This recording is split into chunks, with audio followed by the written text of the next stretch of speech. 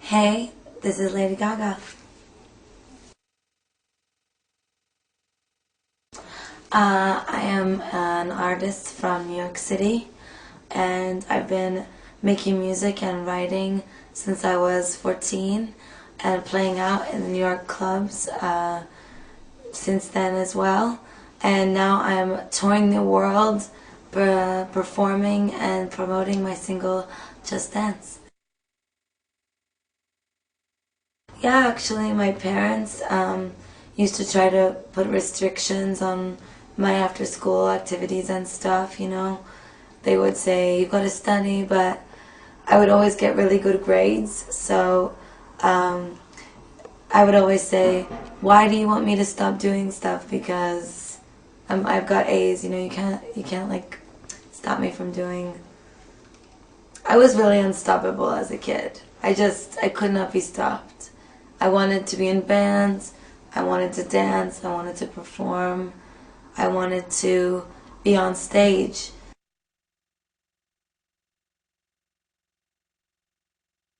I actually, I do now a little bit, but it's new stuff. I just started wearing this dress that's made out of a clerical wear, like a priest. I don't know, I guess I'm not ready yet. I'm sure I will challenge those sorts of things, and I have views about them.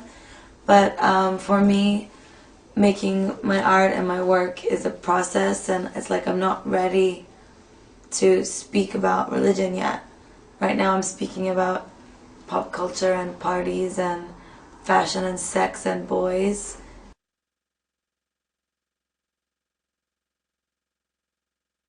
For me, as a young girl in New York, you're only as like strong of a woman and as a presence on the street with your fashion. That's like the first way that you stake your strength as a woman. You know, there's girls who walk down the street like this, and then there's girls who walk like this with, you know, all covered up and submissive. And I always walk like this and really own myself. So fashion for me was a way to express myself even when I was in a really conservative school. Fashion is the way I express myself now, and it is another way for me to express myself with music. A lot. I mean, without Bowie and Queen and Madonna, I don't know that I would have figured out how to bring together theater and pop music, because I was doing theater and I was doing music. When I did theater, they say you're too pop, and when I did, you know, shows for record labels, they said you're too theater. So I was like, I couldn't win. So for me, Bowie and Queen and Madonna, studying their work was a way for me to really be myself and really integrate all of the theatrics and the things that are important to me in a pop show and have it make sense to lots of young people. I met Red One after I got dropped from my first deal.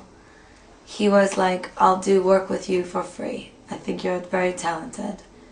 And he was really big at the time. Cataluna was going #1 around the world, and he was like a big superstar producer. And we did a song together called Boys, Boys, Boys. That was the first song we ever did. And we knew we had a really special artistic connection. And he sent Boys, Boys, Boys to Akon right around the time that I was signed to Interscope. And Akon hired me as a writer to work on other projects like the Pussycat Dolls and other Universal artists. And when I got in the booth to sing, he would say, you really got a good voice. You really have a real style. I really feel like you're a star. What's going on with your record? And I was like, well, you know, I'm finishing it, I'm not done. I'm really creative. and he said I want to be a part of it. So he became a part of it, and that's how I met Akon.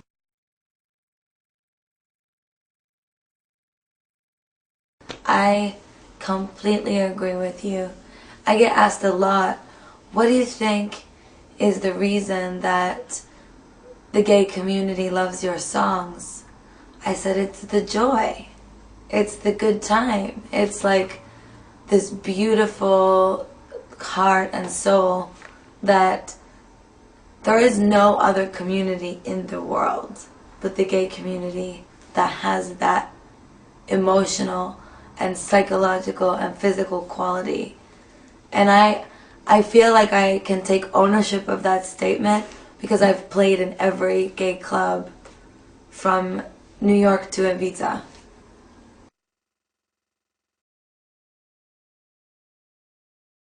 Hey, this is Lady Gaga.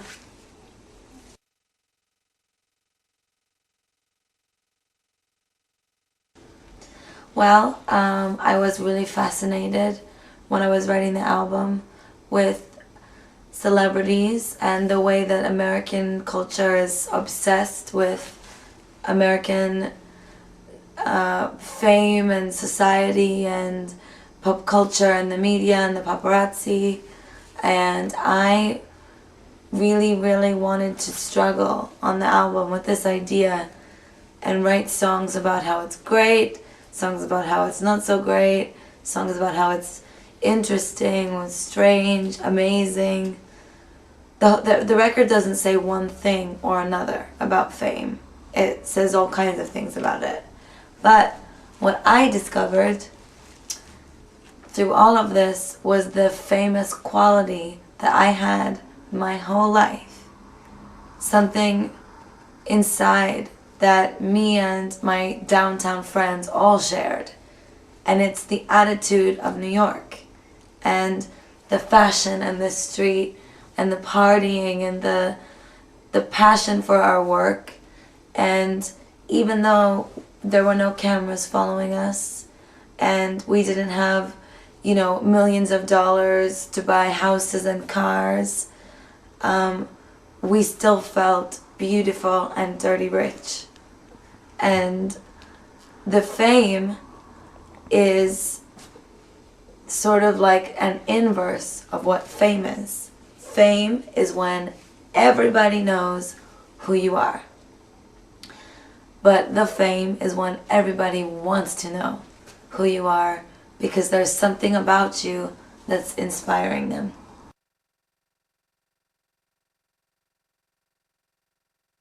Why?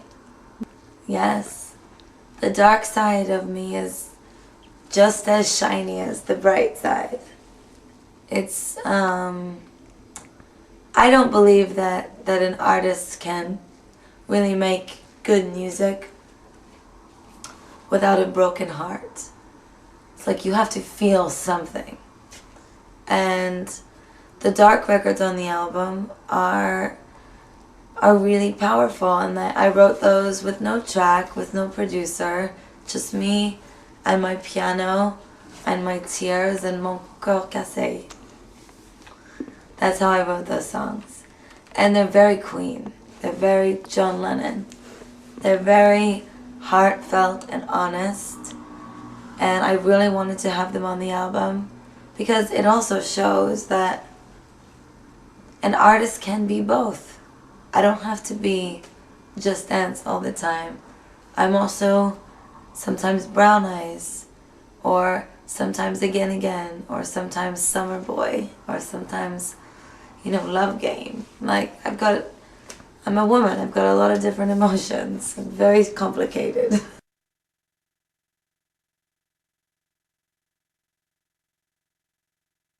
It was just like a tribute. We were inspired. We actually did it, and then Red One said, "Oh my God, it's kind of like Ma Baker." So it was like Red One really wanted to do a song with that kind of vibe. I remember when I heard it, I was like, "You killed it, Red, with the ma ma ma ma." I love that. But that song, Poker Face, that's like my favorite fucking record.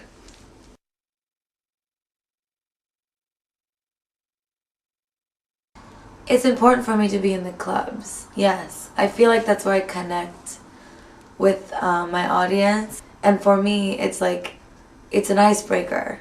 It's me going into the real place where the record is happening and tipping my hat and showing up to work, you know, and saying thank you.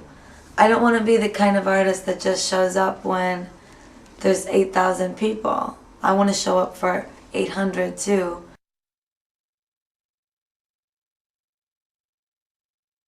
Grace Jones, Madonna, Justice. French is the best electropop in the world.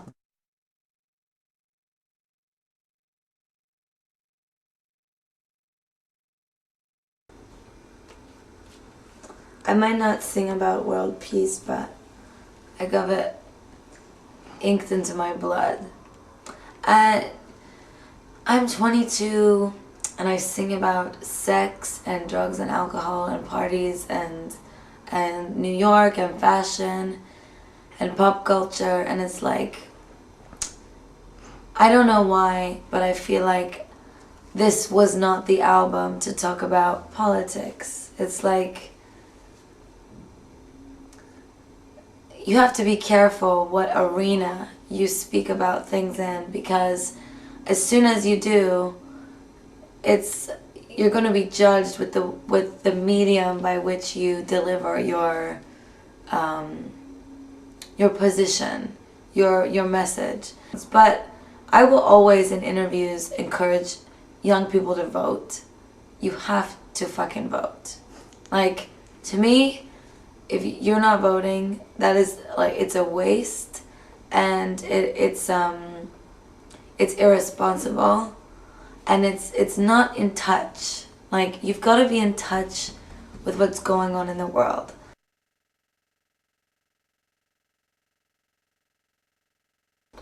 I guess that nobody ever asks me if I'm grateful. Like, they say, are you happy? They say, are you having a good time? They say, what's it like to travel the world? But nobody says, are you grateful? And I guess I would like to say, you know, as an artist who's really been doing this for a long time, even on my most tired day, when I like think I can't take one more step, I always say to myself, wake up. Just wake up. And I remember what it was like to be in my apartment with nothing but me, my piano, and my talent. I'm just really grateful that somewhere in me I've been instilled a gift of surrender to my work and to my art, and I will never ever take it for granted, ever.